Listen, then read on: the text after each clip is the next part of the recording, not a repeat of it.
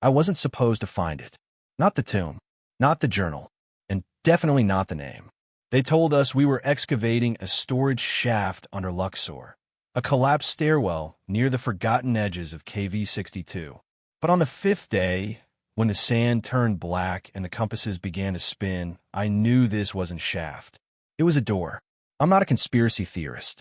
I was trained in Oxford. I worked under Dr. Amir Bashir, Egypt's leading funerary archaeologist. My research was clean, my methods sharper than obsidian blades. But when we uncovered that unmarked sandstone block, no cartouche, no symbols, no glyphs, Bashir went pale. He ordered it sealed again. That night, I snuck back. Something compelled me. Not greed, not ego. Recognition. I dreamt of the door before we found it. And when I touched it, it opened without sound. Inside, silence. Not stillness, silence. Like sound itself was crushed into the limestone. The corridor bent in impossible angles, like the architects didn't build it for humans. Each torch I lit cast shadows that moved wrong, too slow, or delayed, or facing me. And then I found the mural. A black figure seated on a double throne. Skin painted in charred soot. No eyes. No mouth. Surrounding him were hundreds of kneeling priests. Heads bowed, tongues missing. Above them, one word, scratched in blood-red ochre, Kemetike. The name was erased in every inscription. Scratched off, burned, torn. But here it was preserved. A warning? A mistake? My fingers touched the wall. And for a moment, I forgot my own name. I should have left. I should have sealed it up and flown back to London. But I kept digging. In a lower chamber, there was no gold. No statue. No coffin. Just a sarcophagus-shaped hole in the floor. Empty. Blacker than night. And carved into the stone around it were dozens of hands, all reaching up. And in the center, one phrase repeated over and over in ancient Coptic. He who was buried twice must not be remembered once. That's when the nightmares began. I'd wake in the tent with blood under my fingernails and sand in my mouth. I heard chanting from beneath the dunes. I saw a figure in mirrors, tall, eyeless, silent, always standing behind me, even when I turned. Bashir noticed. He warned me again. There are pharaohs that built pyramids, and there are pharaohs that built silence. He wouldn't explain, but I saw the fear in him, the fear of remembrance. On the seventh night, I found a hidden shelf buried beneath loose bricks. Inside it, a papyrus scroll wrapped in human skin, brittle but intact. Written in faded red ink was a final confession by a priest named T.F. Nemet. It said Kemetech ruled for only 6 weeks. In that time, 1,200 men went missing. His tomb was built in secret. His court was dissolved. And then he was buried alive, not just in stone, but in history. His existence erased, his memory cursed. Let no tongue carry his name. Let no scribe hold his image. Let no tomb preserve his body. He must die in memory, or he shall live again. That's when I knew. I had already gone too far. I had read his name. I had seen his mural. I had walked his tomb. I remembered him. And now, he remembers me. After I read the priest's confession, something changed in the tomb. The air thickened. The silence began to feel personal, as though it had a will. The sandstone corridor I had walked a dozen times now had extra turns, a curve that shouldn't be there, a staircase spiraling downward that no one had carved. I should have told the team. I didn't.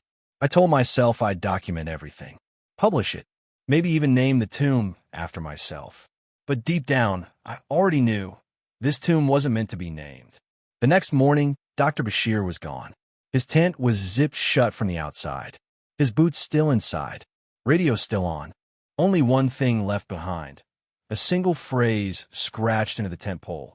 He wakes with every word. That night, I couldn't sleep. Every rustle of wind outside the canvas sounded like whispering lips. My notebook filled itself in a language I didn't know. The lanterns flickered even with fresh fuel. And worst of all, I started to remember things I never lived. Images forced into my skull like nails. A boy screaming in the dark as his tongue is cut out. A circle of robed men painting walls in ash and bone. A king who never smiled, sitting in a chair made of writhing bodies, skinless, silent. And always that name, Kemetek, the pharaoh who ruled nothing, but demanded everything forget him. By the third night, the other workers began to disappear. One by one, no sign of struggle, just absence. Only Saeed remained, our local guide. He was the one who found me standing, trance-like, in the entrance of the tomb at 2:41 a.m., whispering something over and over.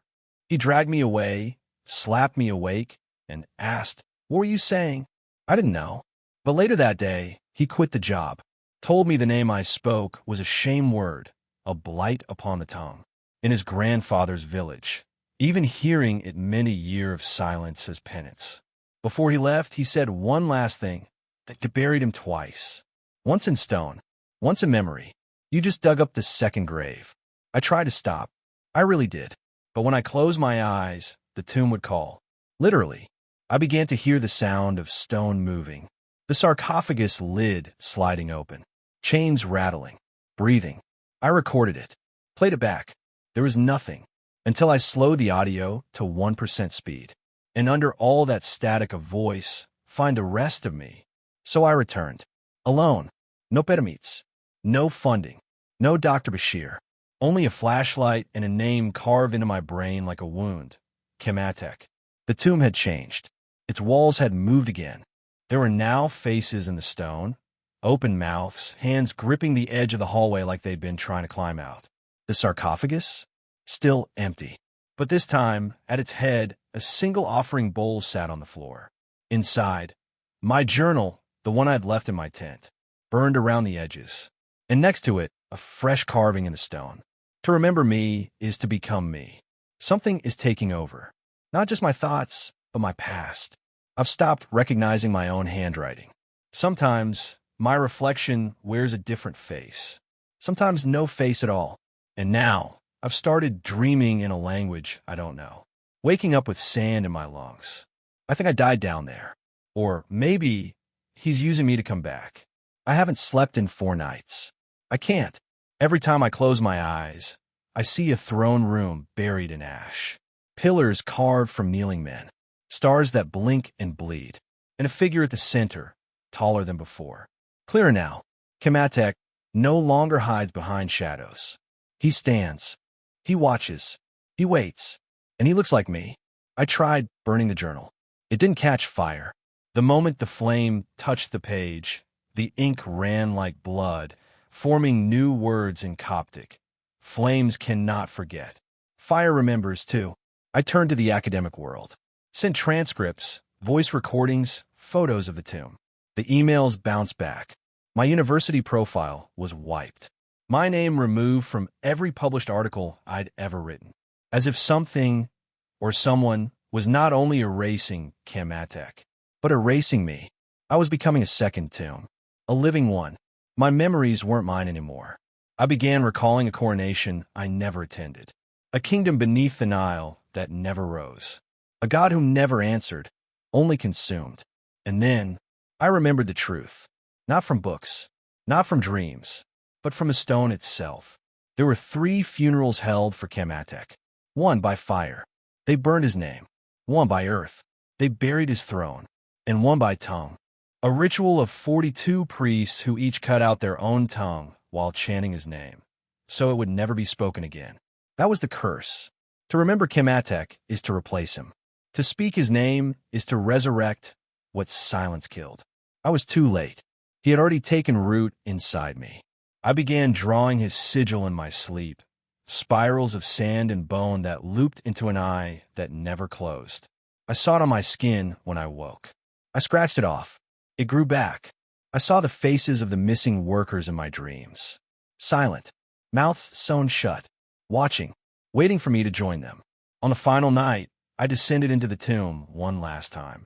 I don't remember walking. I don't remember choosing to go. I was led by something beneath the rock. I walked through walls that weren't there before, narrow, crushing like a throat, until I reached it. Not a sarcophagus, a mirror, set into the wall, framed in gold, blackened by age. And within it, not my reflection, but him, skin the color of scorched sand. A crown of bone, no eyes, no tongue. He raised his hand and pointed at me. Then, through me, Then behind me, I turned, and the wall was covered in writing. Thousands of names scratched in. Mine was the last. As I stared at it, my hands began to bleed. I wasn't writing the name. I was carving it into my own chest, letter by letter. Kim, Atek. Then silence. He was inside me now, and I finally understood the last part of the priest's curse. He who remembers must speak. He who speaks must be buried. He who survives becomes the tomb. So now I sit here, recording this, not because I want to warn you, but because you're already too late. You've heard his name. You've remembered him. And now, he remembers you.